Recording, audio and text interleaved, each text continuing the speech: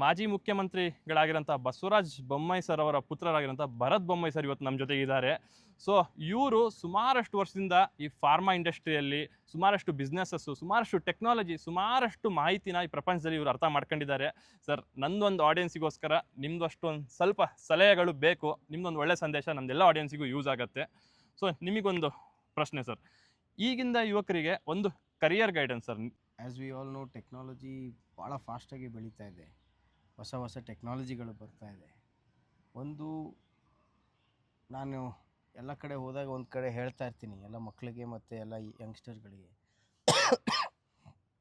ಮುಂಚೆ ಒಂದು ಕಾಲ ಇತ್ತು, ರಾಜರು ಆಳ್ತಾಯಿದ್ರು.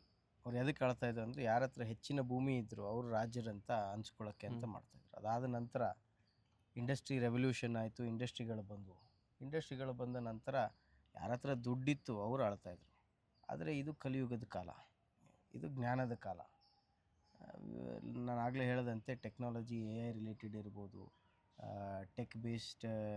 ಈಗ ನಾವು ಮ್ಯಾನುಫ್ಯಾಕ್ಚರಿಂಗ್ ರೆವಲ್ಯೂಷನ್ ಆಗ್ತಾಯಿದೆ. ಮ್ಯಾನುಫ್ಯಾಕ್ಚರಿಂಗಲ್ಲಿ ಇಂಡಸ್ಟ್ರಿ 5.0 ಬಂದಿದೆ. ಇದನ್ನೆಲ್ಲ ನೋಡಿದ್ರೆ ಜ್ಞಾನದ ಕಾಲ. ಸೊ ಒನ್ ಮೇಜರ್ ಗೈಡೆನ್ಸ್ ಅವ್ರ ಏನಾರು ಹೇಳಬೇಕಂದ್ರೆ ಯುವಕರಿಗೆ, ನೀವು ನಾಲೆಜ್ ಹಿಂದ್ಗಡೆ ಹೋಗಿ, ಎಷ್ಟು ಸಾಧ್ಯ ಆಗುತ್ತೆ ಅಷ್ಟು ನಾಲೆಜನ್ನು ಗ್ಯಾದರ್ ಮಾಡಿ. ಮುಂಚೆ ಏನಾಗ್ತಾಯಿತ್ತು ಅಂದರೆ ಬೇರೆ ದೇಶದವರು ಬಂದಾಗ ಡೆಲ್ಲಿ ರಾಜಧಾನಿಗೆ ಬರ್ತಾಯಿದ್ರು. ಆದರೆ ಈಗ ಎಲ್ಲಿ ಬರ್ತಾರೆ? ಬೆಂಗಳೂರಿಗೆ ಬರೋದು. ಒಂದು IT ಕ್ಯಾಪಿಟಲ್ ಹೌದು, but it is knowledge centre of the entire country, if not the world ಅಂತ ಇವತ್ತಿನ. ಅದಕ್ಕೆ ಜ್ಞಾನದ ಹಿಂದೆ ಹೋದರೆ knowledge is power. Knowledge is ಒಂದ್ಸಲ ನಾಲೆಜ್ ಇದ್ರೆ today knowledge is the power. Today adapt ಬೇರೆ ಬೇರೆ ಥರ ಚೇಂಜಸ್ ಆಗ್ತಿರುತ್ತೆ. ಸರ್, ಹಂಗೆ ಒಂದು ಫೈನಾನ್ಷಿಯಲ್ ಅಡ್ವೈಸ್ ನೀವು ಕೊಡ್ಬೇಕನ್ನೋದಾದ್ರೆ, ಈಗ ನಾವೇ ಒಂದು ದುಡಿತಾ ಇದೀವಿ ಸರ್, ನಮಗೆ ಒಂದು ಇನ್ಕಮ್ ಸಾಕಾಗಲ್ಲ, ಅದನ್ನು ಮ್ಯಾನೇಜ್ ಮಾಡೋಕ್ಕೂ ನಮಗೆ ತುಂಬ ಕಷ್ಟ ಆಗುತ್ತೆ. ಬೇಸಿಕ್ಲಿ ಈಗಿನ ಯಂಗ್ಸ್ಟರ್ಸಿಗೆ ಕನ್ಸುಗಳು ತುಂಬ ಜಾಸ್ತಿ, ಬಟ್ ಇರೋ ದುಡಿಮೆನ ಮ್ಯಾನೇಜ್ ಮಾಡೋಕ್ಕೆ ನಮಗೆ ನಿಜವಾಗ್ಲೂ ಗೊತ್ತಿಲ್ಲ. ಸೊ ಒಂದು ಅಡ್ವೈಸ್. ಇಲ್ಲ, ಭಾಳ ಒಳ್ಳೆ ಪ್ರಶ್ನೆ ಕೇಳಿದ್ರಿ. ಇದನ್ನೆಲ್ಲೂ ಯಾವುದೇ ಕೋರ್ಸಲ್ಲಾಗಲಿ, ಸ್ಕೂಲಲ್ಲಾಗಲಿ, BCom ಮಾಡಿದವ್ರಾಗಲಿ, ಎಲ್ಲೇ ಯಾವುದೇ ಡಿಗ್ರಿ ಮಾಡಿದ್ರಲ್ಲೂ ಸಹ ಯಾರೂ ಇದನ್ನು ಹೇಳ್ಕೊಡಲ್ಲ. ಸೊ ಒಂದು ಅದ್ರ ಬಗ್ಗೆ ಈಗ ಲಾಡ್ ಆಫ್ ಆನ್ಲೈನಲ್ಲಿ ವೀಡಿಯೋಸುಗಳು ಇದ್ದಾವೆ ಮತ್ತು ಲಾಡ್ ಆಫ್ ಬುಕ್ಸ್ ಇದೆ. ಬುಕ್ಸನ್ನು ಓದಿದ್ರೆ ಫೈನಾನ್ಷಿಯಲ್ ಮ್ಯಾನೇಜ್ಮೆಂಟ್ ಬುಕ್ಸನ್ನು ಓದಬೇಕು. ಮತ್ತು ಫೈನಾನ್ಷಿಯಲ್ ಮ್ಯಾನೇಜ್ ಹೆಂಗೆ ಮಾಡಬೇಕು ಅಂತಂದರೆ, ಯಾವಾಗಲೂ ನಮ್ಮ ಹಳೆ ಕಾಲದಲ್ಲಿ ಹೇಳ್ತಾರಲ್ಲ, ಹಾಸಿಗೆ ಇದ್ದಷ್ಟು ಕಾಲು ಚಾಚಬೇಕು ಅನ್ನೋದು, ಅದರಲ್ಲೂ ಸಹ ಹುಡುಕಬೇಕು. ಸೊ ಫಾರ್ ಎಕ್ಸಾಂಪಲ್, ಈಗ ₹100 ಉಳೀತು ಅಂತಂದರೆ ಆ ₹100 ಉಳಿಸಿದಾಗ ಅದನ್ನು ರೀಇನ್ವೆಸ್ಟ್ ಮಾಡಬೇಕು. ಮ್ಯೂಚುವಲ್ ಫಂಡ್ಸ್ ಇರ್ಬೋದು, SIP ಇರ್ಬೋದು, ಬೇರೆ ಬೇರೆ ರೀತಿಯಲ್ಲಿ ಸಣ್ಣ ತಮ್ಮದೇ ಆದಂಥ ಶಕ್ತಿಯಲ್ಲಿ ಮಾಡ್ಕೊತ ಹೋದರೆ ಆಟೋಮ್ಯಾಟಿಕ್ಲಿ ದುಡ್ಡು ಡಬಲ್ ಆಗುತ್ತೆ. And you to be very patient with investments. Investment ಮಾಡಿದ ತಕ್ಷಣ ಕೆಲವ್ರದ್ದು ಏನಂತಂದರೆ 1 ವರ್ಷ 2 ವರ್ಷದಲ್ಲೇ ರಿಟರ್ನ್ ಬಂದುಬಿಡಬೇಕು, 100%, 200% ರಿಟರ್ನ್ ಅಂತ. ಅದೆಲ್ಲ ಬಿಸ್ನೆಸ್ಸಲ್ಲೂ ಆಗಲ್ಲ, ಎಲ್ಲ ಸಂದರ್ಭದಲ್ಲೂ ಆಗಲ್ಲ. ಯಾವುದೋ ಒಂದು ಸಂದರ್ಭದಲ್ಲಿ ಆಗಿರ್ಬೋದು. So B patient with your investments. So sir, ಇನ್ನೊಂದು, ಈ ಮಿಡಲ್ ಕ್ಲಾಸ್ ಹುಡುಗರಿಗೆ ಜಾಸ್ತಿ ಅವ್ರ ಅಪ್ಪಂದಿರು ಹೆಲ್ಪ್ ಮಾಡಲ್ಲ, ಕ್ಯಾಪಿಟಲ್ಲು, ದುಡಿಮೆ ರಿಲೇಟೆಡು. ಒಂದು ಪರ್ಟಿಕ್ಯುಲರ್ ಸ್ಕಿಲ್ನ ಕಲ್ತ್ಕೊಂಡು ಆ ಒಂದು ಸ್ಕಿಲ್ಲಲ್ಲಿ ನಾವು ಮಾಸ್ಟರ್ ಅಂತ ಆಗಿಬಿಟ್ರೆ ಅದರಿಂದ ನಾವು ದುಡಿಬೋದಾ? ಅದು ನಾನು ಹೇಳಿದ್ನಲ್ಲ, ಆಗಲೇ ಹೇಳಿದೆ ನಿಮಗೆ, ನಾಲೆಜ್ ಇಸ್ ಪವರ್ ಟುಡೇ. ಜ್ಞಾನ ಇದ್ದರೆ ಜನ ನಿಮ್ಮ ಹತ್ರ ಬರ್ತಾರೆ ಇವತ್ತು. ಒಂದು. ಎರಡನೇದು, ನ್ಯಾಚುರಲಿ ಮಿಡ್ಲ್ ಕ್ಲಾಸು ಮತ್ತು ಅವ್ರದ್ದೇ ಆದಂಥ ಒಂದು ರಿಸರ್ವೇಷನ್ಸ್ ಇರುತ್ತೆ, ಫಂಡಿಂಗ್ ಇದಿರ್ಬೋದು. But today government of India is done a brilliant job over the last 10-12 ಇಯರ್ಸಲ್ಲಿ. MSMEಗಳಿಗೆ ಸ್ಕೀಮ್ಗಳನ್ನು ಮಾಡಿದ್ದಾರೆ. Up to 5 crore non collateral ಲೋನ್ಸನ್ನು ಕೊಡ್ತಾ ಇದ್ದಾರೆ. ಹೊಸ ಬಿಸ್ನೆಸ್ಗಳ ಸ್ಟಾರ್ಟಪ್ ಇಂಡಿಯಾ ಅಂತ ಮಾಡಿದ್ದಾರೆ, ಸ್ಕಿಲ್ ಇಂಡಿಯಾ ಅಂತ ಮಾಡಿದ್ದಾರೆ.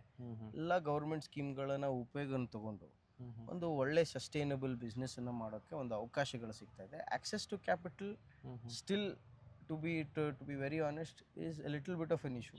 ಇಲ್ಲ ಅಂತ ಹೇಳಲ್ಲ ನಾನು.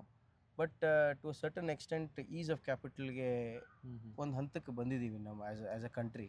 ಸೊ ಬೇರೆ ಬೇರೆ ರೀತಿಯಲ್ಲಿ ಗೌರ್ಮೆಂಟ್ ಸ್ಕೀಮ್ಗಳಿರ್ಬೋದು, ಬ್ಯಾಂಕ್ಗಳಿರ್ಬೋದು. ಸೊ ಒಂದು ಏನಂತಂದರೆ risk taking ability, risk solving ability ಮತ್ತು ಧೈರ್ಯ ಇರಬೇಕು.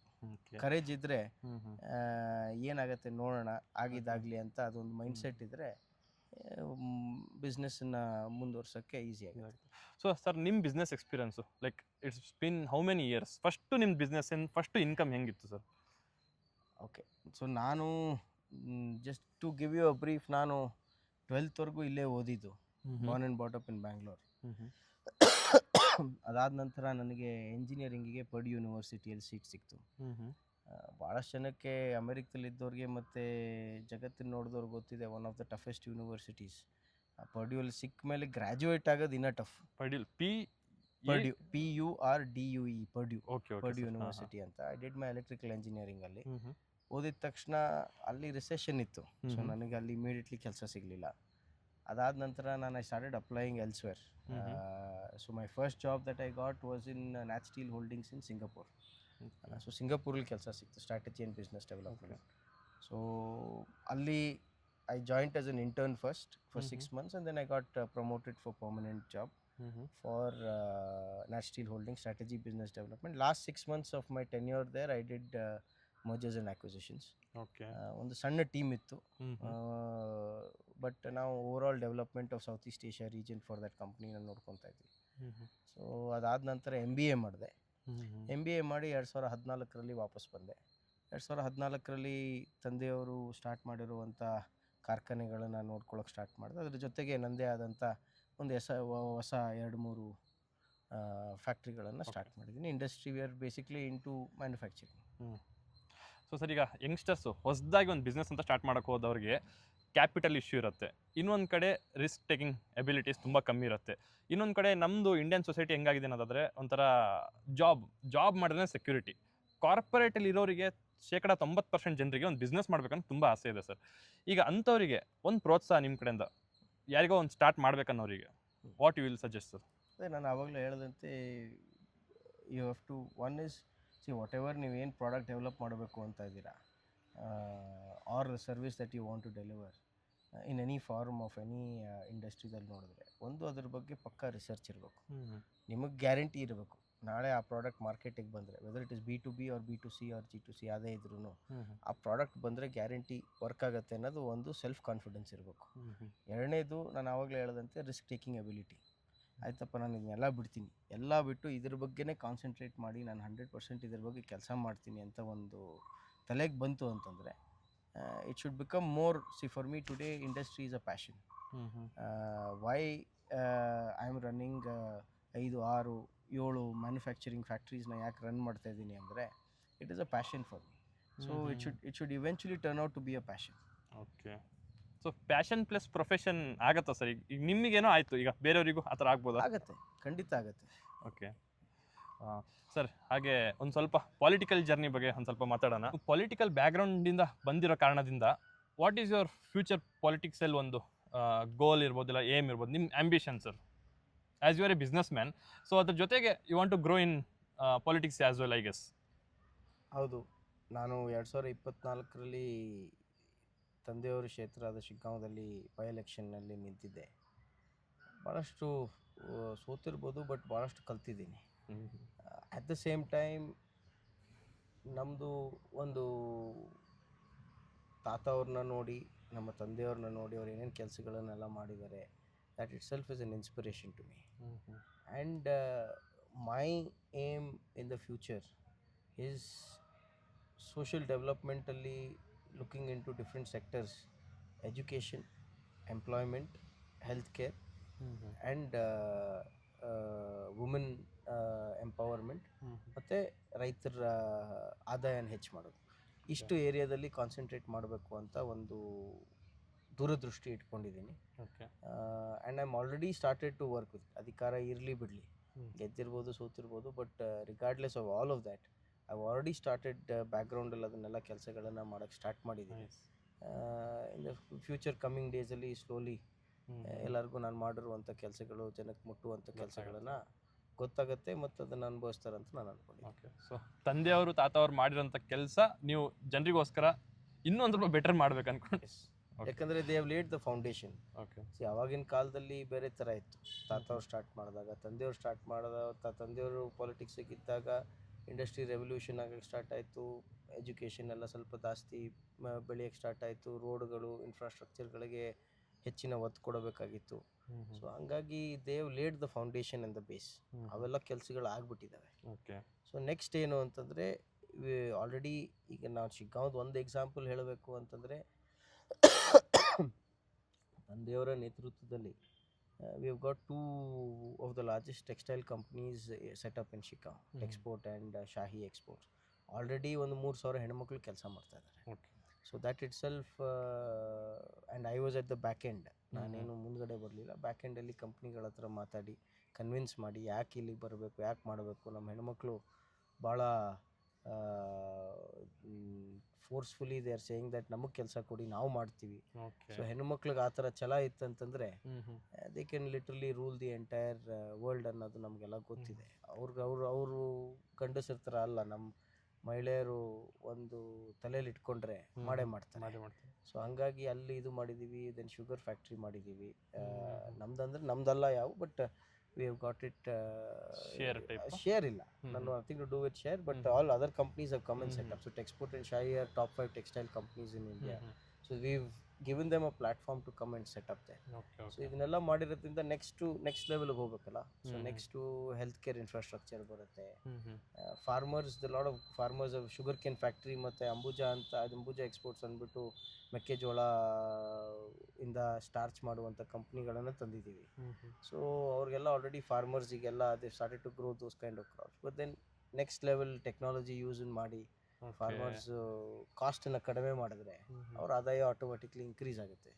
ಸೊ ಈ ರೀತಿಯಲ್ಲಿ education, employment, women empowerment, farmer ಬಗ್ಗೆ ಚಿಂತನೆಯನ್ನು ಮಾಡಿ ತುಂಬ ಅವಶ್ಯಕತೆ ಆಗಿರೋಂಥದ್ದೇ ನಿಮ್ಮೊಂದು ಯೋಚನೆ ಇದೆ ಸರ್. ಹಂಗೆ ಈಗ ನಮ್ಮ ಉತ್ತರ ಕರ್ನಾಟಕ ಡೆವಲಪ್ ಆಗಿಲ್ಲ ಅಂದ್ಕೊಂಡು ತುಂಬ ಇತ್ತೀಚೆಗೆ ಸೋಷಿಯಲ್ ಮೀಡಿಯಾದಲ್ಲಾಗಲಿ ಅಲ್ಲಿರುವಂಥ ಜನರ ಬಗ್ಗೆ ಒಂದು ಇತ್ತೀಚೆಗೆ ಕನ್ಸರ್ನ್ ನಡೀತಾ ಇದೆ. If you open social media ತುಂಬ ಜನ ಅದ್ರ ಬಗ್ಗೆ ರೀಲ್ಸ್ ಮಾಡ್ತಾ ಇದ್ದಾರೆ. ಇದು ಹೌದಾ ಸರ್? ಎಷ್ಟು ಮಟ್ಟಿಗೆ ಅಂದರೆ ಉತ್ತರ ಕರ್ನಾಟಕ ನಿಜವಾಗ್ಲೂ ಡೆವಲಪ್ ಆಗಿಲ್ವಾ? See, comparison will automatically be there. ಒಂದು ಹಂತಕ್ಕಾಗಿದೆ, ಒಂದು ಹಂತಕ್ಕಾಗಿಲ್ಲ ನಿಜ ಹೇಳಬೇಕು ಅಂದರೆ. ಟಾಟಾ ಅಂತ ಕಂಪ್ನಿಗಳು ಹುಬ್ಳಿ ಧಾರವಾಡಲ್ಲಿದ್ದಾವೆ, ಟಾಟಾ ಹಿಟಾಚಿ ಮತ್ತು ಟಾಟಾ ಮೋಟರ್ಸ್. ಅವೆಲ್ಲ ನಿಜ ಹೇಳಬೇಕು ಅಂದರೆ ನಮ್ಮ ತಾತ ಅವರು ಇಂಡಸ್ಟ್ರಿ ಮಿನಿಸ್ಟ್ರಿ ಇದ್ದಾಗ ಅವ್ರಿಗೆ ಲ್ಯಾಂಡ್ ಅಲಾಟ್ಮೆಂಟ್ ಮಾಡಿ ಬಂದಿರುವಂಥ ಕಂಪ್ನಿಗಳು. ಓಕೆ. ಈಗ ನಾನು ಆಲ್ರೆಡಿ ಹೇಳಿದೆ, ನಾವು ಶಿಗ್ಗಾಂವದಲ್ಲಿ ಏನೇನು ಸಂಸ್ಥೆಗಳನ್ನು ತಂದಿದ್ದೀವಿ, ಅದೇ ಥರ ಸಂಸ್ಥೆಗಳು ಬಂದಿದ್ದಾವೆ, ಇಂಡಸ್ಟ್ರಿಗಳು ಬಂದಿದ್ದಾವೆ. ಬಟ್ ಉತ್ತರ Karnataka has now become a education hub. ನೀವು ಹಾವೇರಿಯಿಂದ ತೊಗೊಳ್ಳಿ, ನೀವು ಹುಬ್ಳಿ ಧಾರವಾಡ ತೊಗೊಳ್ಳಿ, ಗದಗ ತೊಗೊಳ್ಳಿ, ಬಾಗಲಕೋಟೆ ತೊಗೊಳ್ಳಿ, ಬೆಳಗಾಂ ತೊಗೊಳ್ಳಿ, all these have become an education hub. Education ಮಾಡಿರುವಂಥ ಹುಡುಗರು ಅಥವಾ ಹುಡುಗಿಯರು ಎಲ್ಲಿ ಹೋಗ್ತಾ ಇದ್ದಾರೆ? ಒಂದ ಬೆಂಗಳೂರಿಗೆ ಬರ್ತಾರೆ, ಓಕೆ, ಒಂದ ಪೂನಾಗೆ ಹೋಗ್ತಾರೆ.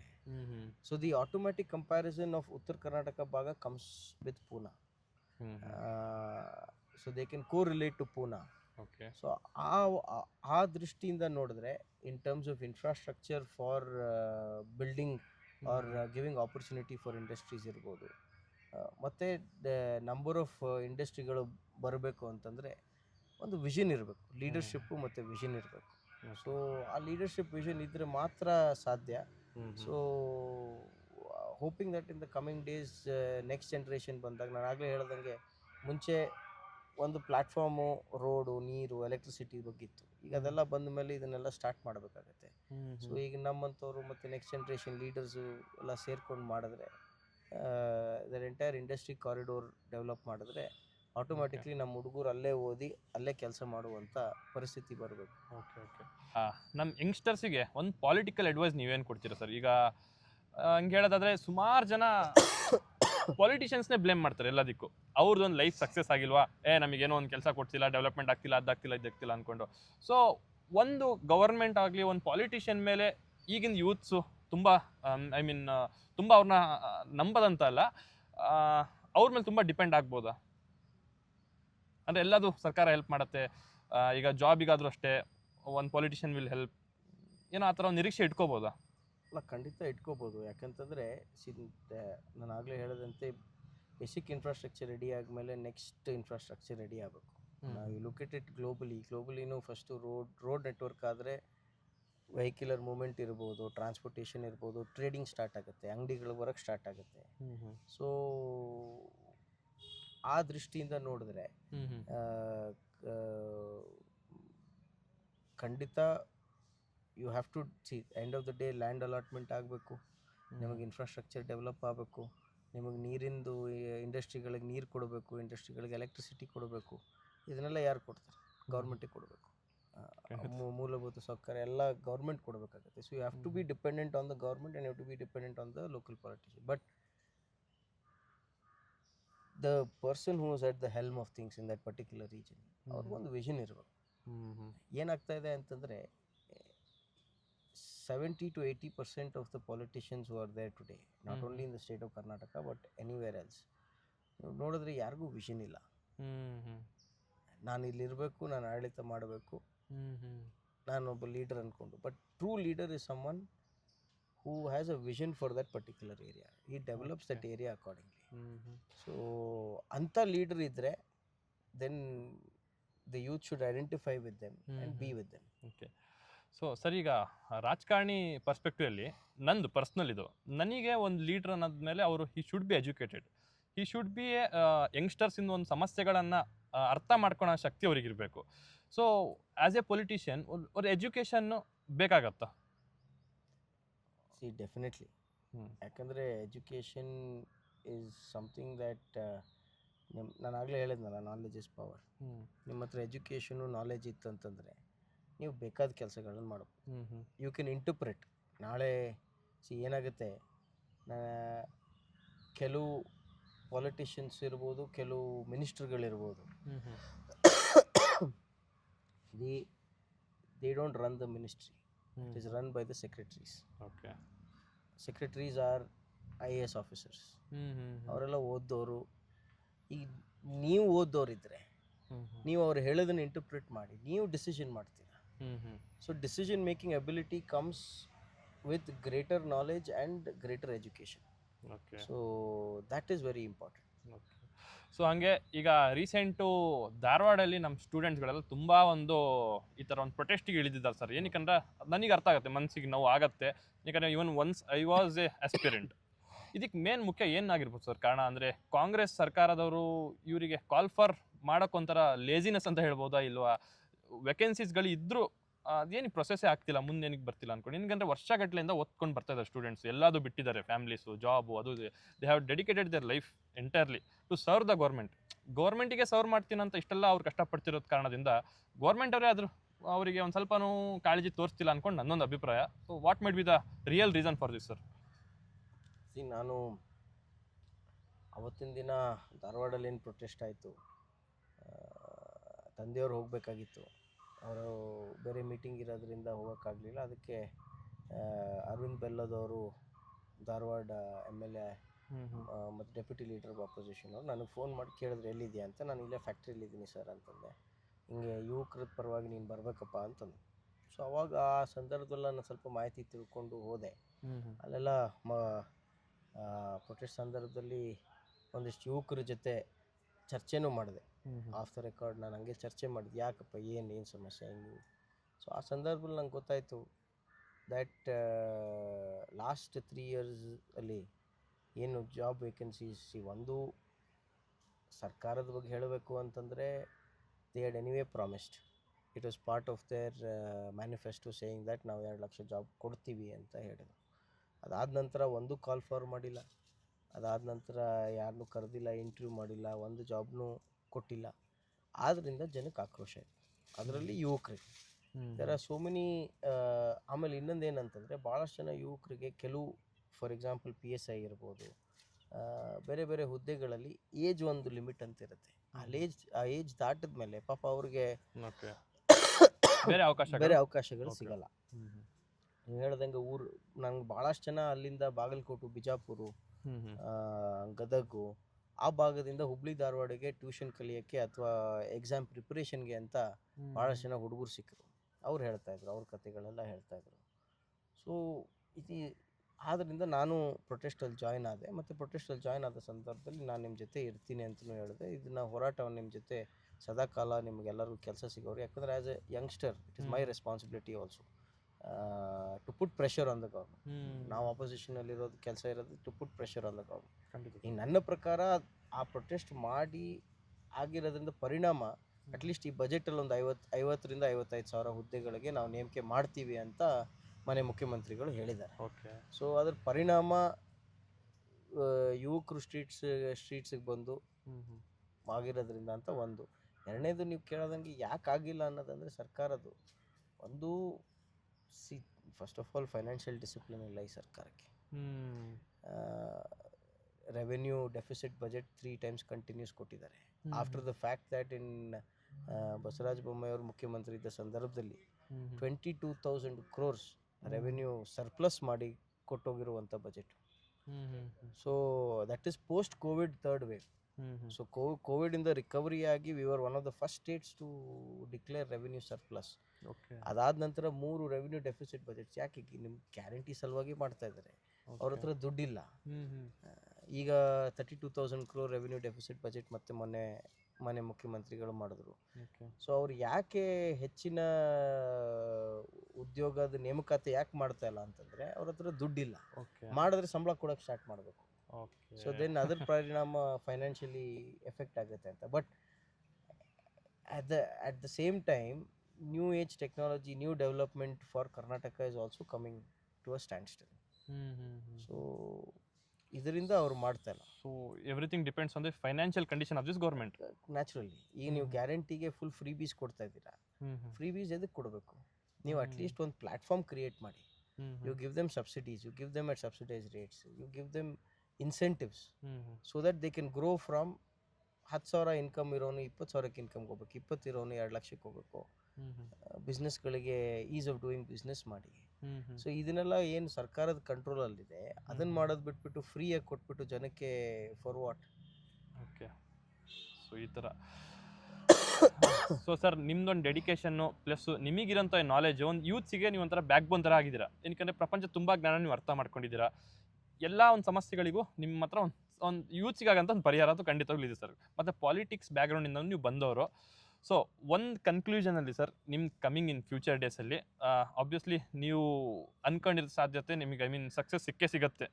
ಆ್ಯಸ್ ಎ MLA ಇರ್ಬೋದು, MP ಇರ್ಬೋದು, ಅದು ನೀವು ಏನಕ್ಕೆ ಟ್ರೈ ಮಾಡ್ತಿದ್ದೀರಾ ಅದಕ್ಕೆ.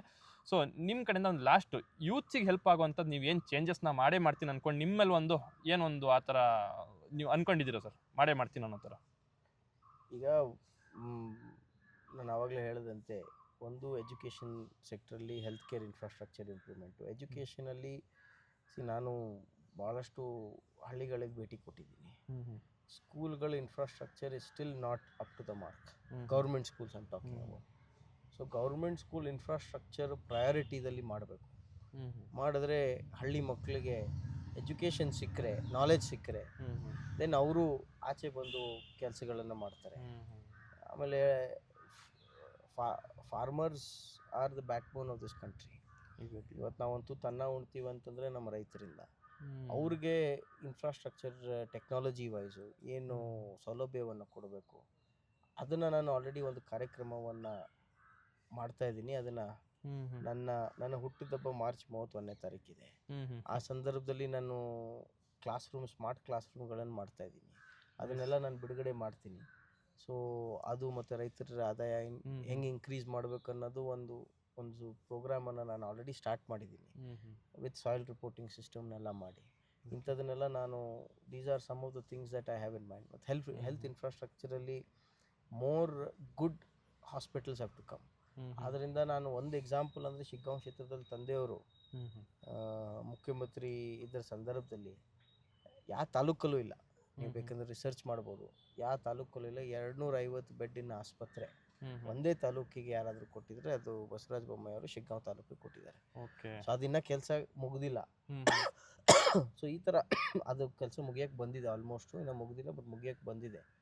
ಸೊ ಈ ಥರ ಒಂದು ವಿಷನ್ ಇಟ್ಕೊಂಡು ಹೆಲ್ತ್ ಕೇರ್ ಇನ್ಫ್ರಾಸ್ಟ್ರಕ್ಚರ್ ಇಲ್ಲಾಂದರೆ ಪಾಪ ನಮ್ಮ ಶಿಗ್ಗಾಂವ್ ಸವಣೂರು ಜನ 40-50 ಕಿಲೋಮೀಟ್ರ್ ಹುಬ್ಳಿಗೆ ಬರಬೇಕಾಗಿತ್ತು ಟ್ರೀಟ್ಮೆಂಟ್ಗಳನ್ನು ತೊಗೊಳಕ್ಕೆ. ಈಗ ತಾಲೂಕು ಆಸ್ಪತ್ರೆ ಆದರೆ ಅಲ್ಲೇ ಹೆಲ್ತ್ ಇನ್ಫ್ರಾಸ್ಟ್ರಕ್ಚರ್ ಆದರೆ they don't have to go anywhere within 15-20 kilometre radius. Because golden hour ಏನು 30 to 40 minutes ಅಂತ ಹೇಳ್ತೀವಿ ಯಾವುದೇ ಪೇಷಂಟಿಗೆ. That is the most important. ನೀವು 30-40 minutes 40 ಕಿಲೋಮೀಟರ್ ಟ್ರಾವೆಲ್ ಮಾಡೋದ್ರಾಗೆ ಹೋದರೆ there is no point. So ಅದೊಂದು ದೂರದೃಷ್ಟಿ ಇಟ್ಕೊಂಡು health infrastructure in taluk levels, good education systems in taluk levels, ರೈತರ ಆದಾಯ ಇನ್ ತಾಲೂಕ್ ಲೆವೆಲ್ಸ್. ಮತ್ತು ನಂದು ಒಂದು ಕನಸು ಏನಿದೆ ಅಂತಂದರೆ ಎಲ್ಲ ಡಿಸ್ಟ್ರಿಕ್ಟಲ್ಲಿ ಒಂದು ಒಳ್ಳೆ ರೀತಿ ಮ್ಯಾಪಿಂಗ್ ಮಾಡಿಕೊಂಡು ಇಂಡಸ್ಟ್ರಿಯಲೈಸೇಷನ್ ಇರ್ಬೋದು, ಫಾರ್ಮ್ ಪ್ರಾಡಕ್ಟ್ಸ್ ಇರ್ಬೋದು, ಪ್ರೊಸೆಸಿಂಗ್ ಯೂನಿಟ್ಸ್ ಇರ್ಬೋದು, ಒಂದು ಕಂಪ್ಲೀಟ್ ಮ್ಯಾಪಿಂಗನ್ನು ಮಾಡಿಕೊಂಡು ಅದ್ರ ತಕ್ಕಂತೆ ಕಾಲೇಜ್ಗಳು ಇನ್ಫ್ರಾಸ್ಟ್ರಕ್ಚರ್ ಬಂದು ನಂದು ಒಂದು ಕನಸು ಏನಿದೆ ಅಂತಂದರೆ ಅಲ್ಲಿರುವಂಥ ಮಕ್ಕಳು ಅಲ್ಲೇ ಎಜುಕೇಟ್ ಆಗಿ ಅಲ್ಲೇ ಕೆಲಸ ಮಾಡುವಂಥ ಸಂದರ್ಭ ಬರಬೇಕು. ಈಗ ನಮ್ದೇ ಉದಾಹರಣೆ, ಊರು ಬಿಟ್ಟು ಬೆಂಗಳೂರು ಬರೋ ಅವಶ್ಯಕತೆ ಇರಬಾರ್ದು ಅಂತ. ಅಲ್ಲ ಅಂದರೆ ಆ ತಾಲೂಕಲ್ಲಿ ಒಂದು ಮ್ಯಾಪ್, ಬಟ್ ಅದು ಮಾಡಬೇಕು ಅಂದರೆ ಸುಮಾರು ಕೆಲಸ ಇದೆ, ಮ್ಯಾಪಿಂಗ್ ಮಾಡ್ಕೋಬೇಕು ನಾವು. ಅದು ಮ್ಯಾಪಿಂಗ್ ಮಾಡೋಕ್ಕೆ ಟೆಕ್ನಾಲಜಿ ಯೂಸ್ ಮಾಡಬೇಕು, ಸರ್ವೆ ಮಾಡಬೇಕು, ಜನ ಯೂಸ್ ಮಾಡಬೇಕು, ಲೋಕಲ್ಸ್ ಜೊತೆ ಮಾತಾಡ್ಕೋಬೇಕು, ಕನ್ವಿನ್ಸ್ ಮಾಡಬೇಕು ಲೋಕಲ್ ಅವ್ರಿಗೆ. ಇದನ್ನೆಲ್ಲ ಒಂದು ಕಂಪ್ಲೀಟ್ ಮಾಡಬೇಕು ಅಂದರೆ ಒಂದು ವಿಷನ್ ಇಟ್ಕೊಂಡು ಕೆಲಸ ಮಾಡಬೇಕು. ಆ ವಿಷನ್ ಇಟ್ಕೊಂಡು ನಾನು ಬರುವಂಥ ದಿನಗಳಲ್ಲಿ ಕೆಲಸಗಳನ್ನು ಆಲ್ರೆಡಿ ಪ್ರಾರಂಭ ಮಾಡಿದ್ದೀನಿ. ನನ್ನದೇ ಆದಂಥ ಒಂದು ಸಣ್ಣ ಟ್ರಸ್ಟಿಂದ ನಾವು ನಮ್ಮ ತಾತ ಅಜ್ಜಿ ಹೆಸರಲ್ಲಿ ಒಂದು ಟ್ರಸ್ಟ್ ಮಾಡ್ಕೊಂಡಿದ್ದೀವಿ. ಆ ಟ್ರಸ್ಟಲ್ಲಿ ನಾವು ಆಲ್ರೆಡಿ ಕೆಲಸಗಳನ್ನು ಸ್ಟಾರ್ಟ್ ಮಾಡ್ಕೊಂಡಿದ್ದೀನಿ. ನಾನು ಆಗಲೇ ಹೇಳಿದಂತೆ ನಾನು ಹುಟ್ಟಿದಬ್ಬ ದಿನ ಒಂದು 2-3 ಕಾರ್ಯಕ್ರಮಗಳನ್ನ ಬಿಡುಗಡೆ ಮಾಡಿ. ಸರ್, ಒಂದು ಲಾಸ್ಟ್ ಕ್ವಶನು, ನಿಮಗೆ ಟೈಮ್ ಆಗ್ತಿದೆ ಅಂತ ಅನ್ಕೊಂತೀನಿ.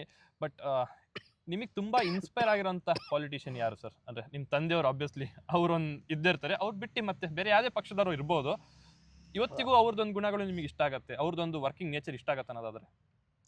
ನಾನು 3 ಪೀಪಲ್ ಹ್ಯಾವ್ ಇನ್ಸ್ಪೈರ್ಡ್ ಮೀ. ಆಗಲೇ ನೀವು ಹೇಳಿದಂತೆ ನ್ಯಾಚುರಲಿ ತಂದೆಯವ್ರನ್ನ ಭಾಳ ಕ್ಲೋಸ್ ಕ್ವಾರ್ಟರ್ಸಿಂದ ನೋಡಿದ್ದೀನಿ. ನಮ್ಮ ತಾತವರು ಮತ್ತು ನಮ್ಮ ತಂದೆಯವರು, ಅವರಿಬ್ಬರು ಏನು ಗುಣ ನಾನು what I have seen and probably look to be like them is, ಒಂದು ನಮ್ಮ ತಾತದು ನೆವರ್ ಗಿವ್ ಅಪ್ ಸ್ಪಿರಿಟ್ ಇತ್ತು. ಅವರು 89ರಲ್ಲಿ ಮೋಸದಿಂದ ಸರ್ಕಾರನ ಬೀಳಿಸಿದ್ರು. ಅದಾದ ನಂತರ ಸುಪ್ರೀಂ ಕೋರ್ಟಲ್ಲೇ article 356 of the Constitution is called Bommai's law ಅಂತ ಕರೀತಾರೆ. He won that case.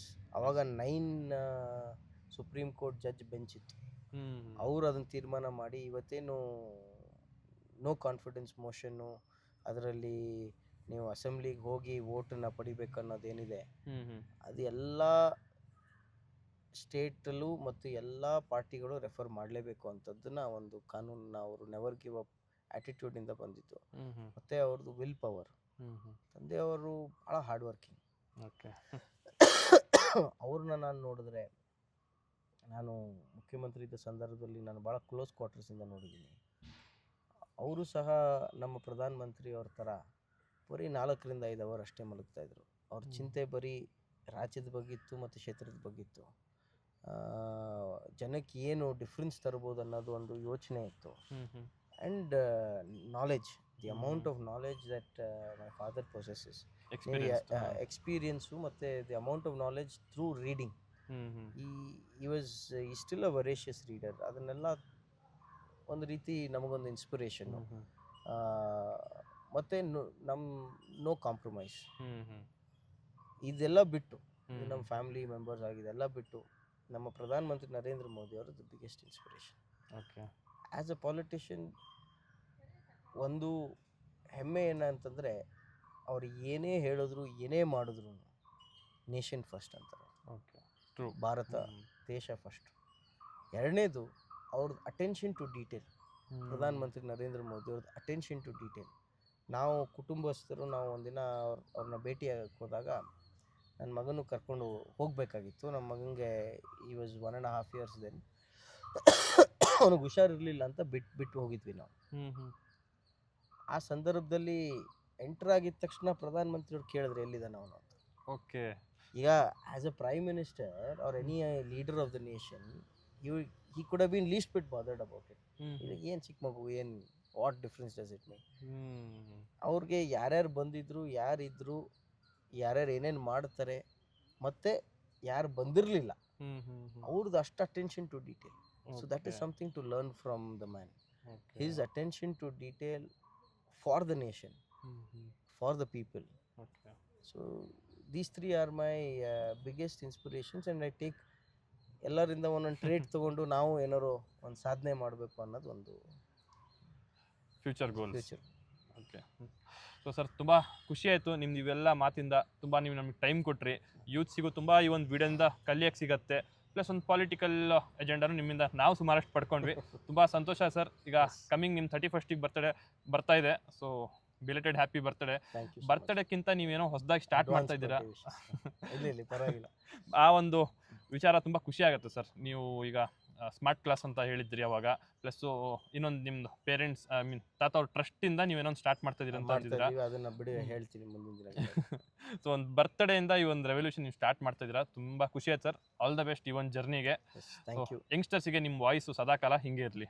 Thank you so much. Thank you for having me. And ನಿಮ್ಮ ಫಾಲೋವರ್ಸ್ ಎಲ್ಲ ಯುವಕರಿದ್ದಾರೆ. ಸೊ ಹಾಗಾಗಿ ಎಲ್ಲರಿಗೂ ನನ್ನಿಂದ ಏನಾರೋ ಒಂದು ಸಂದೇಶ ಅವ್ರಿಗೆ ಹೋಗಿದ್ದಾದರೆ I will be more than happy. So thank you for having me. Thank you so much.